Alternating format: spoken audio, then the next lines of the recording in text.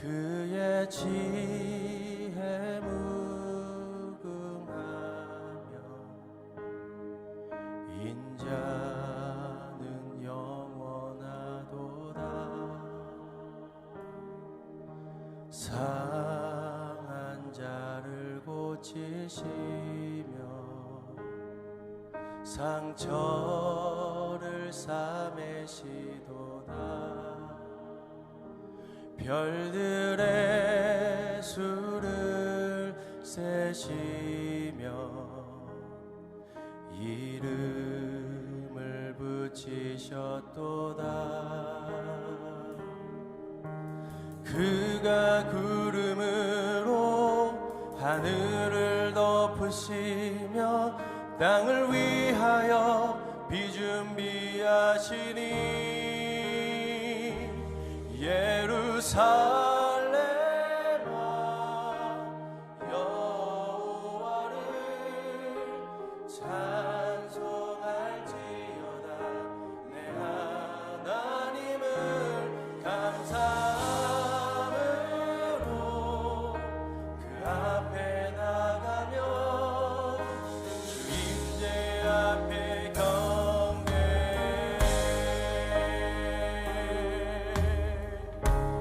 주님 앞에 경배. 그가 구름으로 하늘을 덮으시며 땅을 위하여 비 준비하시니 그가 구름으로 하늘을 덮으시며 땅을 위하여 비 준비하시니. 우리 두 손을 들고 그가 구름으로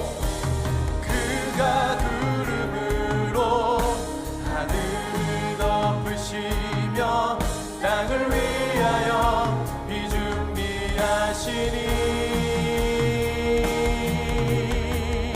예루살렘아 여호와를 찬송할지어다. 내 하나님을 감사함으로 그 앞에 나가며 주 임재 앞에 경배. 예루살렘아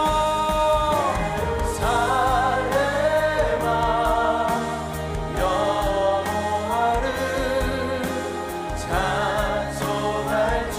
찬송할지어다. 내 하나님을 감사함으로 그 앞에 나가며 주 임재 앞에 경배. 요한복음 4장 23절 24절 말씀 함께 읽겠습니다. 시작. 이제 참되게 예배하는 사람들이 영과 진리로 아버지께 예배드릴 때가 오는데 지금이 바로 그때다. 아버지께서는 이렇게 예배드리는 사람들을 찾고 계신다. 하나님은 영이시니 하나님께 예배드리는 사람은 영과 진리로 예배드려야 한다. 네.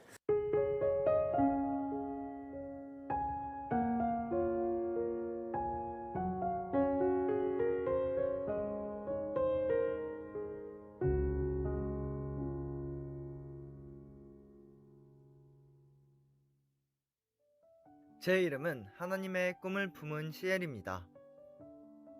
저는 15살에 부모님과 함께 미디어로만 보고 듣던 낯선 아프리카 대륙으로 출발했습니다. 저와 부모님은 파성지인 모리타니아에 가기 전에 바로 밑 세네갈에서 언어 학습과 문화 적응 시간을 보냈습니다.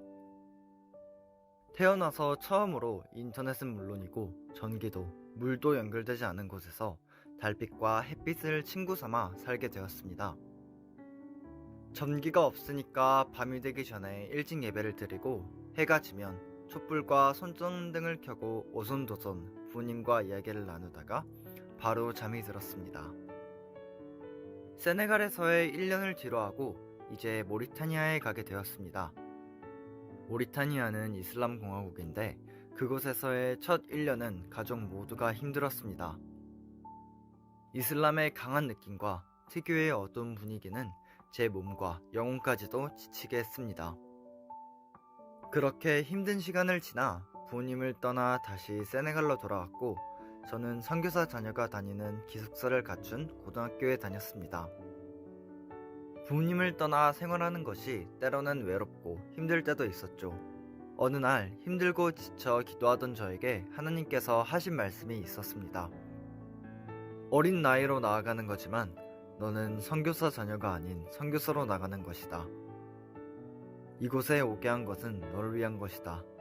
너의 앞길을 내가 책임져 줄 것이다. 그 말을 들었을 때 저도 모르게 눈물이 흘렀습니다. 그렇게 주님의 약속을 믿으며 고등학교를 마쳤고 이제는 한국에 들어와서 대학 입시를 준비하고 있습니다. 나와 항상 함께 해주시는 하나님께 감사드리며 또 사랑하는 두 분이 나의 부모님이셔서 정말 감사합니다.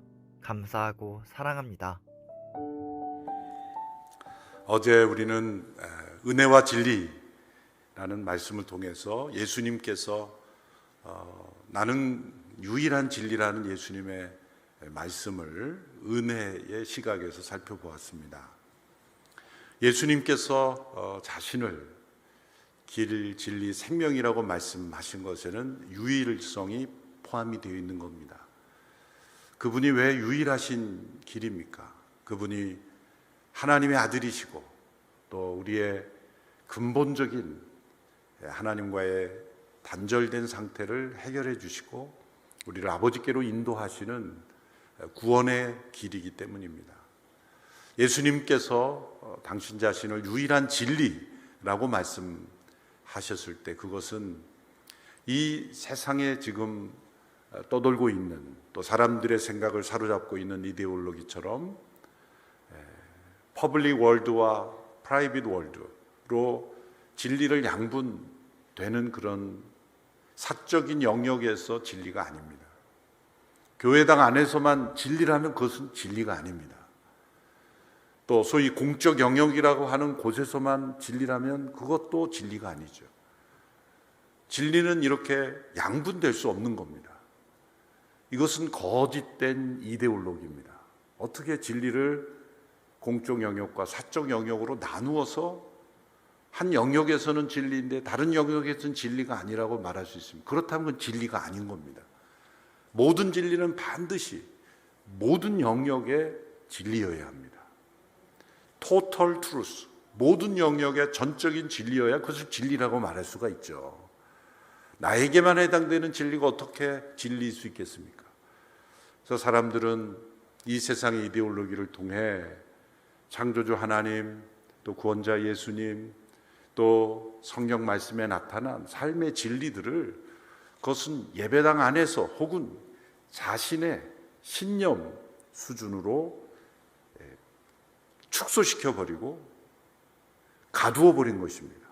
복음을 예배당 안으로 가두어버린 것이고 소위 차별금지법이라고 불리우는 그런 법들이 시행된 나라들에서는 예배당에서조차 이제 진리를 진리로 전할 수 없는 그런 시대, 형법상 민법상 처벌을 받는 그러한 사회로 만들어 버리는 것이죠.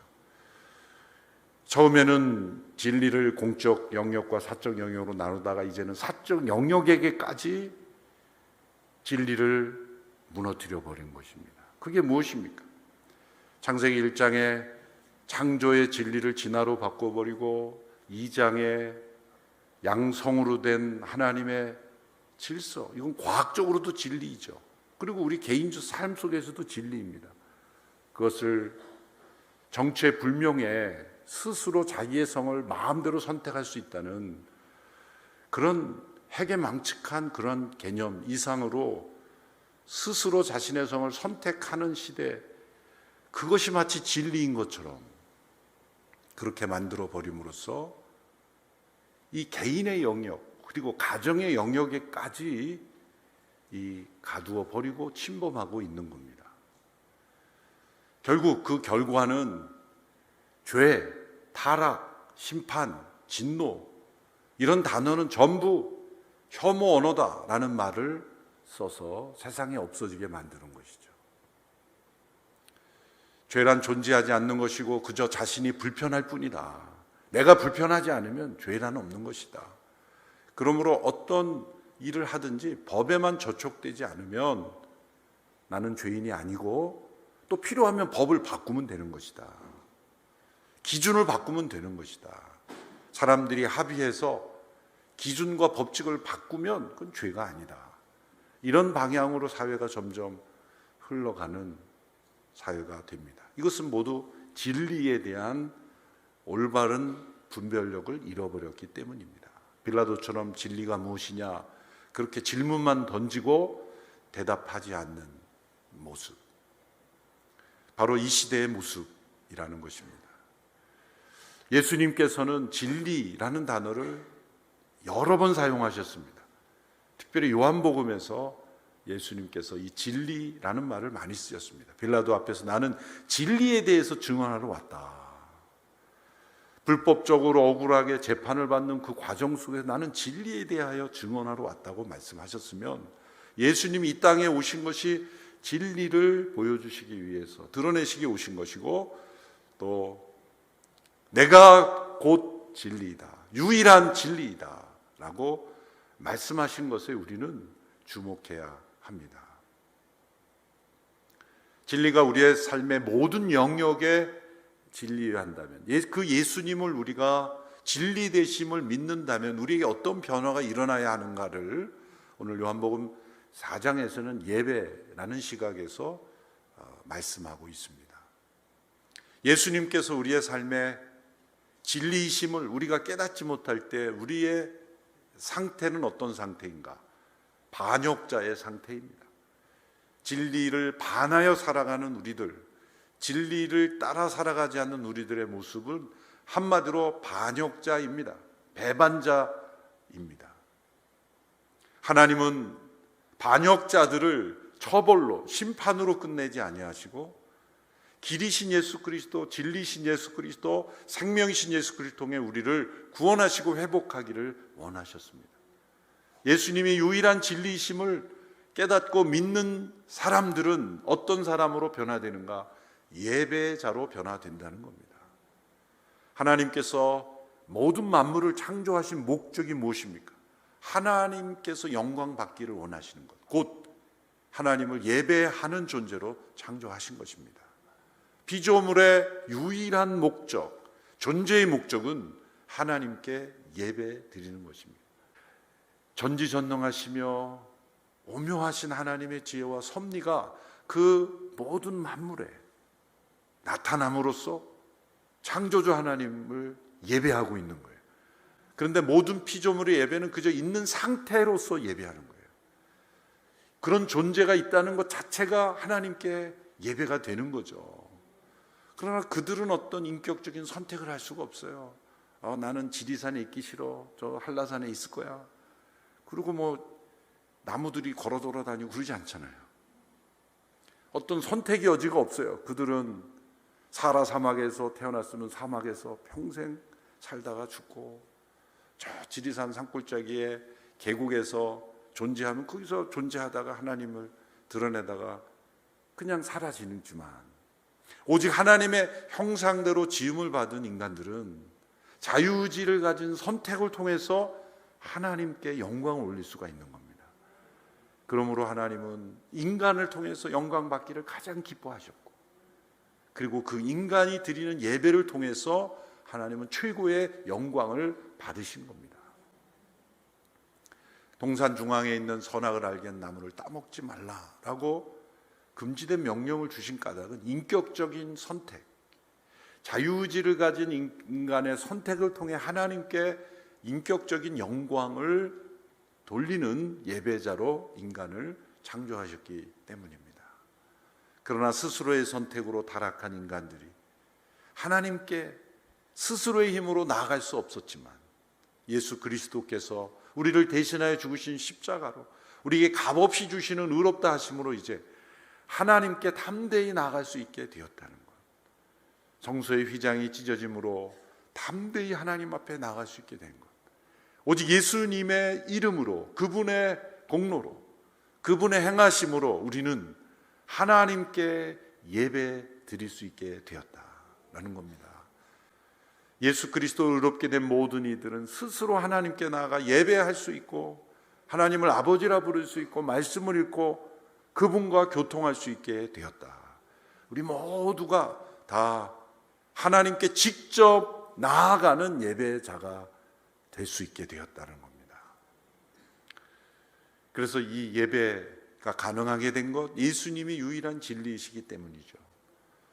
오늘 본문은 지난주에 살펴본 사마리아 한 여인의 대화 속에서 예수님께서 주신 말씀입니다. 이 여인이 자신의 모든 삶을 아는 예수님의 임재 앞에서 두려워서 갑자기 화제를 바꾼 것입니다. 우리 조상들은 이 그리심산에서 예배를 하는데 당신의 그 유대인들은 예루살렘에서 예배해야 된다고 하는데 어떻게 된 겁니까? 이렇게 사마리아인들과 유대인들이 다른 장소에 서로 예배된다고 말하고 있을 때 예수님 말씀하셨습니다. 장소의 문제가 아니다. 예배의 참된 본질은 장소의 문제가 아니라 이제 아버지께 참으로 예배할 때가 오는데 그것은 영과 진리로 예배하는 것이다. 우리 23절, 24절의 말씀을 다시 한번 읽어보겠습니다. 시작. 이제 참되게 예배하는 사람들이 영과 진리로 아버지께 예배드릴 때가 오는데 지금이 바로 그때다. 아버지께서는 이렇게 예배드리는 사람들을 찾고 계신다. 하나님은 영이시니 하나님께 예배드리는 사람은 영과 진리로 예배드려야 한다. 우리를 창조하시고 우리의 존재의 근원이 되신 아버지께 예배드릴 때가 왔다. 영이신 그 하나님께 영과 진리로 예배드려야 한다는 겁니다. 아버지이신 그분이 영이신 분이기에 어떤 인간의 표현된 것으로 어떤 아이콘을 만들어서 형상화할 수 없다는 겁니다. 여러분, 이방 종교일수록 이 아이콘, 신상을 많이 만듭니다. 종교개혁자들이 중세 시대까지 있었던 수많은 성상들을 다 제거했죠. 사람들은 이 무엇인가 시각적으로 보여지게 만들면 그 끄는 힘이 있어서 그것을 보고 생각하고 묵상하게 됩니다. 그것을 아주 절제되게 진리 안에서 이용하면 유익이 있을 수 있습니다. 그러나 지나칠 경우에 그 성상 자체가 하나님을 대체할 위험이 인간에게는 있어요. 어느 종교라고 말할 수 없지만 잘 알려진 종교들은 항상 무엇인가 이 상이 중요하죠. 그걸 신성시하고 그 앞에 가서 절하고 그 앞에 가서 사실은 물질일 뿐인데 거기다가 절을 하고 그것이 무엇인가 해주는 것처럼 말하는 것, 그것이 과연 진리일까? 진리일까? 진정 우리를 도울 수 있는, 인간을 도울 수 있고 우리의 삶에 도움을 줄 수 있는 신이 과연 그 새겨진 신상, 목상, 그런 아이콘에 존재하는 것일까? 상식적으로 판단해도 그건 의문을 가져야 되는 건데 사람들은 그렇게 성상을 만들면, 무엇인가 아이콘을 만들면 그걸 신비롭게 여기죠. 그래서 출애굽한 백성들이 모세가 시내산에서 올라가서 내려오지 않자 아론에게 자신들의 모든 그 금은 보석을 다 해가지고 금송아지를 만들어서 그 금송아지가 우리를 애굽에서 이끌어낸 신이다, 그렇게 말했죠. 참 너무나 어처구니 없지 않습니까? 너무나 어처구니 없죠. 금송아지를 왜냐하면 그것이 애굽에서 많이 보았던 것이기 때문에. 애굽에 이방신을 섬기는 이들이 금송아지를 만들어 놓고 그것이 자신들을 풍요롭게 해주는 신이라 여겼던 그러한 모습. 하나님은 영이시니, 창조주 하나님은 인간이 만든 어떤 물질 세계에 갇히시는 분이 아니요, 그것으로 표현할 수 있는 분이 아니라는 거죠. 그 어떠한 형상도 만들지 말라 말씀하신 이유가 바로 거기에 있습니다. 하나님은 그 어떤 형상으로도 표현할 수 없는 영이신 하나님, 그러나 살아계시며 만물을 창조하시며 붙드시며 심판하시는 하나님이시기 때문에 그 하나님께 예배하는 것을 어떤 형상으로 만들 수 없다라는 것을 말씀하시고, 영이신 아버지께 예배할 때 영과 진리로 예배해야 된다. 이 영은 우리 인간의 영 혹은 진정성을 의미하는 게 아니라 성령님입니다. 영어 번역에 보면 대문자 알파벳 S, 스피릿, 인간의 영이 아니라 성령님이세요. 성령 안에서 예배해야 됩니다. 성령님의 도움과 성령님 안에 있지 않으면 우리는 그 영이신 하나님 아버지를 예배할 수 없습니다. 두 번째로 진리라고 했대. 그 진리도 대문자 트루스예요. 누구를 가리키는 겁니까? 예수 그리스도이십니다.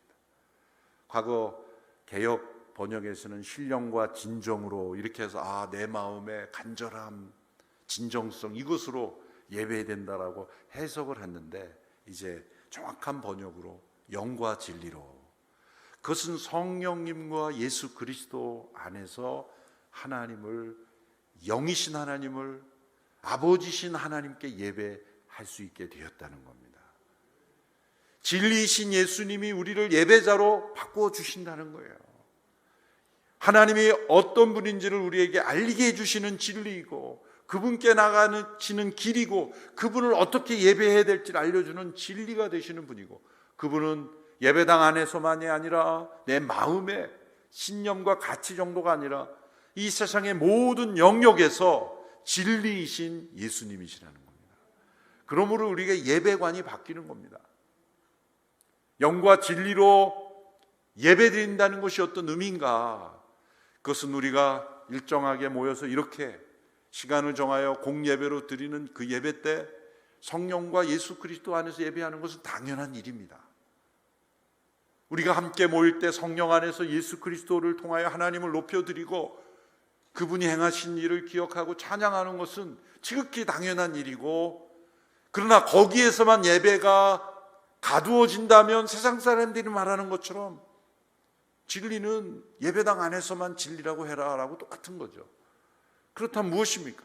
우리가 지난 2주간 살펴본 로마서 12장의 말씀대로 너희 몸을 하나님이 기뻐하시는 거룩한 산 제사로 드리라. 이는 너희의 드릴 어떤 예배라? 영적 예배니라. 로마서 말씀이 이 예수님의 말씀을 해석해 주는 겁니다. 우리의 몸으로 행하는 모든 삶, 일상의 모든 삶이 예배가 되는 것이고, 우리가 하는 모든 일이 예배가 되는 것입니다. 그래서 자신의 사회에서 행하는 직업, 일, 그것이 예배가 되어야 된다는 거예요. 그러니까 여러분, 이제 예배 마치고 일터로 나가는 게 아니라 예배 드리러 일터로 가는 겁니다. 우리 용어가 바뀌어야 돼요. 그래서 때로 은퇴하시는 분도 이렇게 표현해, 이제는 세상 일 그만하고 하나님 일 하겠습니다. 그 틀린 말이에요. 지금까지는 그러면 예배를 안 드렸다는 거예요. 우리의 모든 일상의 삶이 예배입니다. 가정주부로서 일하는 것이 때로 힘든 분들이 있을 겁니다. 그러나 어머니로서 자녀를 양육하는 것이 예배라고 생각해 보십시오. 몸으로 드리는 영적 예배, 부엌에서 일하는 것이 예배, 요리도 예배입니다. 하나님과 동행하는 삶이라에서 쓴 그 가장 유명한 그 브라더 로렌스, 그분이 수도 살 때 그 책을 쓰는 과정에서 그분이 하는 일은 2가지였어요. 그 수도원에서 하나는 다른 수도사들의 신발을 고치는 일이었고, 또 한 가지 일은 요리하는 일이었어요. 수도사라 그래서 열심히 말씀 읽고 해석하고 적용하고 뭐 그런 분도 있지만, 하나님과 동행하는 삶의 영적 고전으로 수많은 사람들에게 도전을 쓴 그분은 언제 하나님과의 동행을 하며 예배를 경험했는가? 다른 사람의 신발을 고치는 일을 하고 요리를 하며, 그래서 그 책에 보면 나는 오늘 오믈렛을 만들며 그 계란을 이렇게 뒤집어 엎으면서 하나님의 임재를 느꼈다, 그런 표현이 나와요. 막 그런 비슷한 표현이 나와요. 야, 나는 언제 이거 그만하지? 그런 생각하는 분들도 있을 텐데, 나의 삶에 가장 지겹게 여겨지는 그 무엇이 있을 거예요. 그렇죠? 여러분 있지 않습니까? 그것이 바로 하나님께 드리는, 내 몸으로 드리는 영적인 예배다라는 거죠. 우리의 삶으로 드리는 모든 것이 영적 예배입니다. 영과 진리로 내가 성령을 따라 행하고 예수 그리스도 안에 있다면 예배 드리고 있는 겁니다. 일터에서 우리가 행하는 것이 예배입니다. 그러므로 우리가 삶의 모든 영역에서 예수 그리스도께서 진리이심을 드러내고, 복음이 세상 사람들이 말하는 것처럼 사적인 영역, 예배당 안에서만 진리가 아니라 모든 공적인 퍼블릭 월드에서도 진리라는 것을 우리가 나타내는 것이 예배 드리는 것입니다. 한동대 동문들이 세운 NIBC라는 개발 회사가 있습니다. Not I but Christ. 작년에 그 대표가 간증을 했는데 자랑하는 것 같아서 본인들의 일을 거의 얘기 안 했더라고요. 근데 이들의 꿈은 선한 개발업자가 되는 거예요. 그래서 이들은 선교사 자녀들이고, 이렇게 선교에서 자란 자녀들이 또 있고, 헌신된 그리스도인으로서 세상을 어떻게 변화시킬까, 그런 동기로 세워진 회사이기 때문에 부동산 개발을 잘하면 많은 이익을 얻을 수 있는데 그것을 자기네들이 가지지 않고 그 주민들에게 돌려주는 거예요. 요즘 뉴스에 나온 엄청난 이익을 소수의 사람들이 막 천문학적 숫자를 가져갈 수 있는 그런 것을 다 주민들에게 나눠주고, 본인들에게는 최소한의 그냥 월급 받는 정도로 하는 거죠. 여러분, 그게 가능할까요? 그러니까 그 현지 정부가 놀라는 거죠. 이게 진짜 가능한 일인가? 그러니까 아주 싼 가격의 주택이 나올 수가 있는 거예요. 그러니까 그 나라 시민들이 얼마나 큰 혜택을 받아요. 그러니까 정부가 그 회사에 여기도 해달라고 그러고 저기도 해달라고 그러지 않겠습니까? 그 사업은 자신의 이익을 위한 어떤 직업이기 전에 하나님께 드리는 예배인 겁니다. 선한 디벨로퍼가 되는 거죠. 아, 그런 영역에서도 그런 일이 가능할까요? 가능합니다. 그렇게 비슷하게 개발 사업하는 우리 성도도 있습니다. 인천 지역 어디에서 자신이 받을 수 있는 걸 다 입주민들에게 돌려줘서 아주 저렴한 가격에 좋은 주택을 살 수 있도록 그렇게 하는 분이 우리 성도 가운데도 있어요. 그분은 자신의 일의 영역에서 예배자로 살아가고 있는 거예요. 영과 진리로 예배할 때가 왔다. 그것은 예수님이 우리 모든 삶의 영역의 주인이시며 구원자이시며 그리고 길과 진리이시기에 예수님이 모든 삶의 영역에서 진리이심을 나타내는 것, 우리의 모든 가정과 삶과 일터에서도 그런 일이 나타나야 한다는 겁니다. 하란에 수상했던 아브라함 카이퍼는 자유대학교를 설립하면서 모든 영역에 그리스도의 주권의 깃발이 꽂힐 때까지 우리는 포기해서는 안 된다. 대학 학문의 영역에서, 입법의 과정에서, 기업의 영역에서, 비즈니스의 세계에서, 모든 영역에서 하나님의 살아계심이 나타나고 정직이 승리한다는 걸 보여주고, 그리고 하나님의 법칙대로 살아가는 것이 형통한다는 것을 보여줘서 예수님이 길과 진리 되심을 보여주는 것, 그것이 바로 예배라는 거예요. 우리가 함께 드리는 예배도 분명 예배예요. 그런데 예수님 말씀하신 예배는 우리의 삶의 모든 것, 모든 영역에서